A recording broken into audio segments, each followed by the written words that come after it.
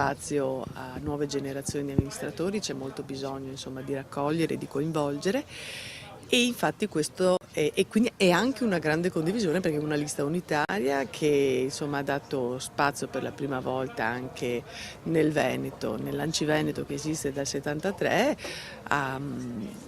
a una diversa compagine politica. Giovane, donna e di centrosinistra, caratteristiche tutte nuove per il presidente dell'Anci Veneto. Maria Rosa Pavanello, sindaca, come piace a lei, di Milano dal maggio scorso, ha messo d'accordo i primi cittadini veneti. Una maggior potere di incisività, perché noi non ce la facciamo più con questo patto di stabilità.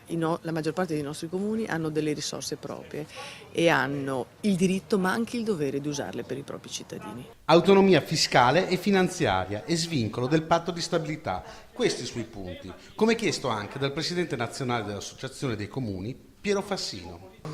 Non si rifiutano di continuare a contribuire al risanamento del Paese, ma in misura equa, giusta. In questi anni a noi si è chiesto molto, ad altri si è chiesto molto meno, si chiede agli altri quello che si è chiesto a noi.